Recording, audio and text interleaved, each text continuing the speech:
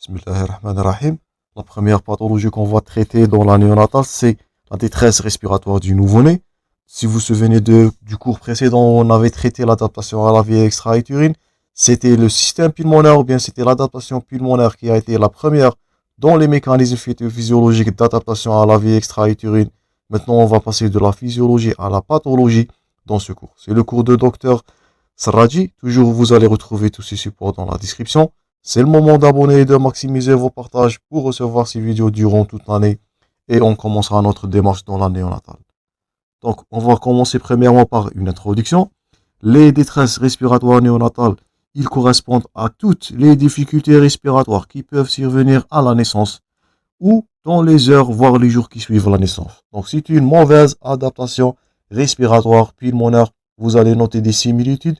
Toutes les notions de base qu'on avait vues dans le cours précédent, ils vont réapparaître dans cette partie, dans ce cours, de façon pathologique. C'est le surfactant, c'est la molle résorption du liquide pulmonaire. Tout ça, on va détailler dans quelques plaques. Donc, la survenue de cette détresse respiratoire néonatale, elle doit être reconnue précocement, car il existe le plus souvent des traitements et des mesures adaptées. D'abord, ce sont les compétences que vous allez acquérir d'après ce cours. Et le retard, malheureusement, peut être fatal à l'enfant et peut entraîner des graves séquelles. Donc, si on va vous poser la question, ce qui est à retenir depuis cette plaque, une détresse respiratoire du nouveau-né, une mauvaise adaptation à la vie extra-utérine pulmonaire, c'est une urgence diagnostique et thérapeutique. C'est écrit en rouge, tout ce qui est en gras, tout ce qui est en rouge, tout ce qui est notion de base et à retenir, et bien sûr, questions fréquentes hyper tombables dans vos examens. Donc, détresse respiratoire, malheureusement, urgence, diagnostic thérapeutique, et c'est votre rôle là de poser ou bien de mettre en route les mesures adaptées pour lutter contre cette dernière. Maintenant, un petit rappel. Donc, un nouveau-né, donc ce sont les termes qu'on va utiliser dans la pédiatrie, voire la néonatale. On dit qu'il s'agit d'un nouveau-né, notre premier chapitre dans cette première série de vidéos. S'il s'agit d'un enfant ou bien d'un nourrisson qui a moins de 28 jours. Donc, nouveau-né, c'est moins de 28 jours. Un nourrisson, c'est de 1 mois jusqu'aux 24 mois, des 2 premières années de vie. Tout ça, c'est un nourrisson. Nouveau-né, c'est moins de 24 jours. On dit qu'il s'agit d'une prématurité ou bien d'un préterme. S'il s'agit d'un accouchement après 37 voire 38 de semaines d'aménorrhée, là, voilà la prématurité. On a un cours sur ça. Donc, on dit qu'il s'agit d'un prématuré. Donc, tout être vivant qui va naître avant la 37e semaine d'aménorrhée. Donc, tout ça, c'est de la prématurité. Et comme il s'agit des prématurités, il s'agit de post-maturité. On va voir un cours sur ça. Donc, la prématurité, elle a ses pathologies. La post-maturité, elle a ses pathologies elles-mêmes. Tout ça, on va traiter dans cette dernière. Donc, il s'agit de la grande prématurité. Le taux de survie, malheureusement, ils sont minimes. Donc, grande maturité, c'est un nouveau-né ou bien c'est un nouveau-né, bien sûr, qui est né avant 32 semaines d'aménorrhée. La très grande prématurité, donc c'est inférieur à 28 jours. Et le prématurissime, donc moins de 26 semaines d'aménorrhée. Et malheureusement, c'est nouveau-né, donc ils ont un taux de survie malheureusement qui est très minime. Voilà dans l'illustration l'aspect de cette prématurité. On a un cours bien détaillé sur ça, on répète. Maintenant on passe. Donc un petit rappel de la physiologie. On avait abordé ça dans un cours séparément la fois passée. Donc c'est le liquide pulmonaire, la résorption de cette dernière. Donc ça nous fait rappel au premier cours. Donc cette sécrétion permanente et ce transfert actif, c'est le liquide amniotique. Ça c'est dans la vie intra-embryonnaire. On répète, le poumon il est rempli de liquide. C'est un passage du milieu aquatique vers un milieu aérien. Aussi, ça va déterminer la taille des alvéoles et la capacité respiratoire fonctionnelle. Tout ça, on avait abordé précédemment. On n'oublie pas le rôle du surfactant. Ça, c'est une pneumocyte. Ça, c'est une pneumocyte en tridimensionnel. Ça, c'est le surfactant avec ses caractéristiques, avec ses 2 pôles hydrophobe et hydrophile. Il a un rôle majeur pour prévenir le collapse du poumon lors de l'expiration. J'espère que vous vous souvenez de votre premier cours.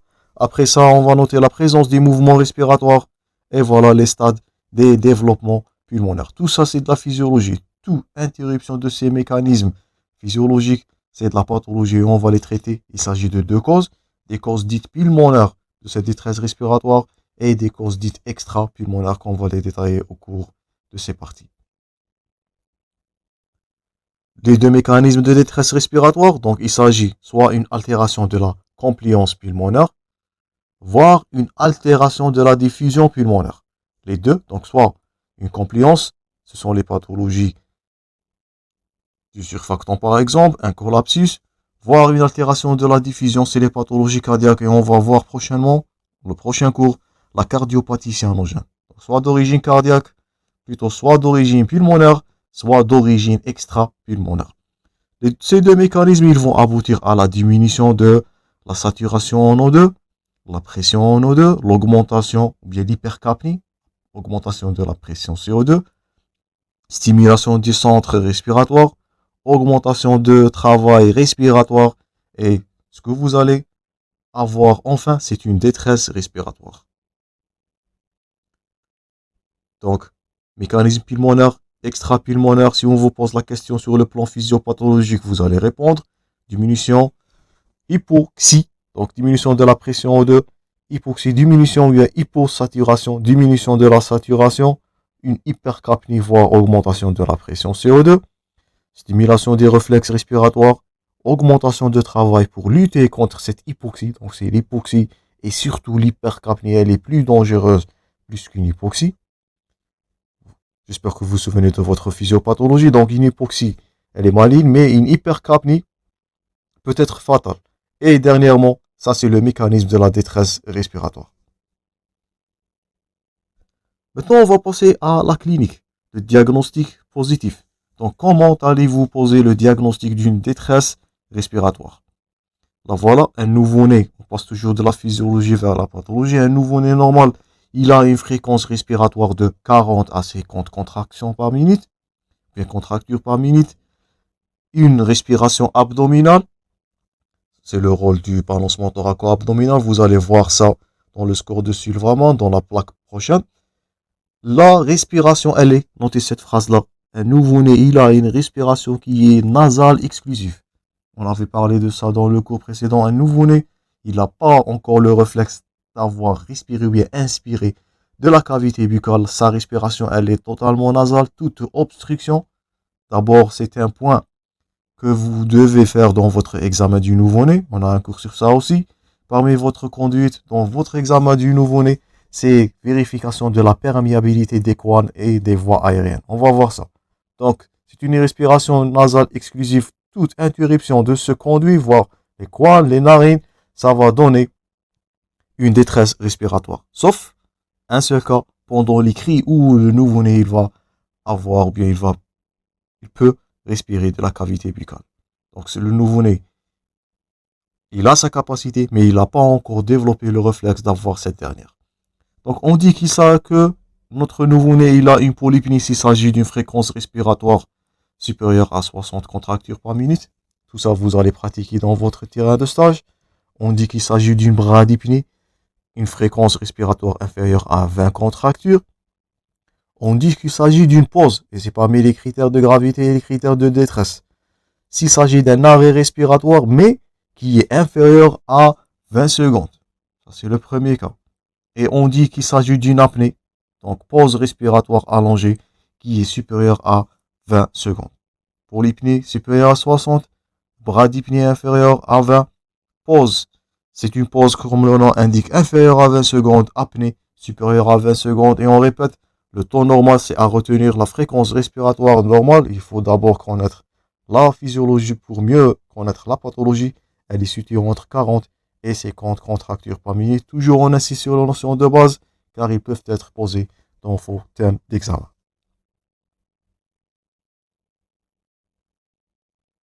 Maintenant, on va rentrer au but de cette première partie. Le score de Silverman que vous êtes censé de le garder par cœur. Donc, les signes respiratoires, ils sont appelés les signes de lutte. Ils constituent les éléments du score de Silverman.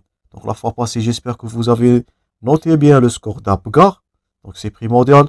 Cette fois-là, on va noter un deuxième score dans la néonatologie qui est aussi à retenir, c'est le score de Silverman. C'est ce score-là qui va nous permettre d'évaluer le degré de cette détresse respiratoire. Faites attention à confondre. Donc, dans le score d'Apgar, on avait dit que à chaque fois que votre score d'Apgar il est augmenté ou bien il est élevé, c'est une bonne adaptation à la vie extra-utérine. Maintenant, par contre, un score de Silverman qui est augmenté, donc il est coté lui-même sur 5 éléments, et on cote sur 2, donc 10 total. Donc si vous avez un score de Silverman élevé, c'est un mauvais pronostic. Donc un score d'Apgar augmenté, c'est une bonne adaptation. Un score de Silverman élevé, c'est une détresse respiratoire grave. Donc c'est un signe mauvais. Il y a un acronyme pour retenir ces 7 éléments, c'est le bébé tire en geignant. Donc la première B, c'est pour les battements des ailes du nez. Donc si on vous pose la question, citez-vous les éléments de votre score de Silverman, vous allez dire, bien, vous allez citer le battement des ailes du nez, ça c'est le premier B. On dit, deuxième B, c'est le balancement thoraco-abdominal, vous pouvez le noter à gauche dans l'illustration. Tire, le bébé tire, tire donc veut dire tirage. Un entonnoir xiphoïdien, et voilà votre entonnoir xiphoïdien, c'est un thorax qui est concave, donc comme un entonnoir. Et G, le gênement expiratoire. Donc, le nouveau-né, il va avoir du mal en expiration. Vous allez entendre ce gênement. Donc, on répète un acronyme pour retenir ces éléments. C'est primordial. BB, tire en gênant. Donc, B, battement des ailes du nez. Deuxième B, balancement thoraco-abdominal. T pour tirage. E pour un entonnoir xiphoïdien que vous êtes en train de regarder à gauche dans l'illustration clarinette. Et G, c'est pour le gênement. De même façon pareille, ce score de Silverman il est coté de 0 à 2 comme le score d'Apgar. Mais on répète à chaque fois que ce dernier augmente, c'est mauvais. Donc, battement des ailes du nez, s'il est absent, vous allez coter 0. S'il est présent, de façon modérée, c'est 1. S'il est intense, vous allez coter 2. Donc, 5 éléments, ça ressemble au score d'Apgar. Le deuxième, le balancement thoraco-abdominal.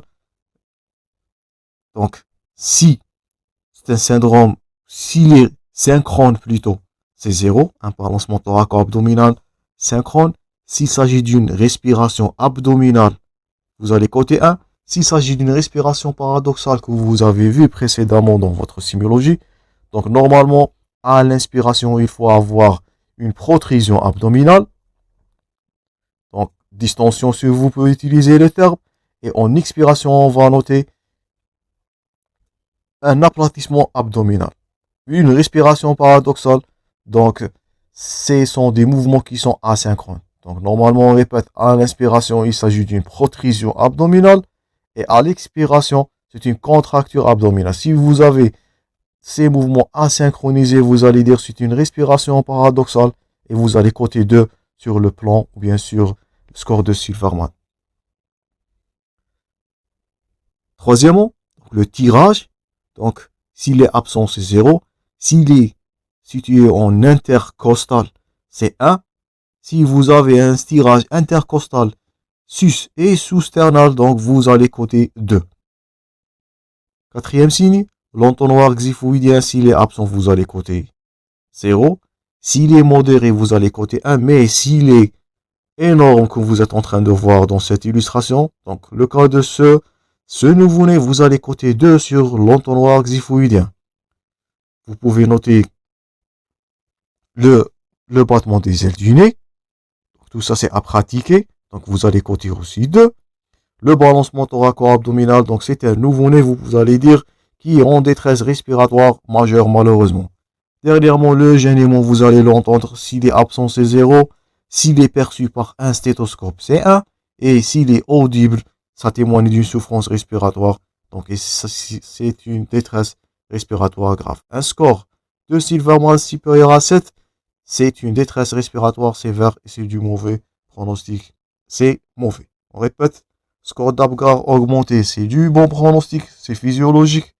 Un score de Silverman augmenté, c'est mauvais, donc c'est l'inverse. Donc ça, c'est à l'inspection, le premier score de Silverman. Aussi, vous allez noter dans votre examen, donc la cyanose qui peut être généralisée ou localisée. On a un cours sur la cardiopathie cyanogène. Ça peut être périubicale ou bien surtout sur les ondes. Ce sont les ondes que vous allez examiner. On va voir ça, on répète, dans la cardiopathie cyanogène de façon qui est bien détaillée. C'est écrit dans votre support. Un score de Silverman, il va être significatif s'il est supérieur à 3. Donc le score de Silverman, il est à retenir par cœur. C'est hyper tombable. C'est une compétence à retenir et c'est un élément indispensable dans l'examen du nouveau-né et dans l'évaluation de la détresse respiratoire. Un étudiant dans le cycle clinique, il doit gérer son score de Silverman de façon adéquate. Donc on va arrêter là, on va continuer prochainement. Merci pour votre attention. Bon courage. On va continuer ce cours très prochainement. À la prochaine.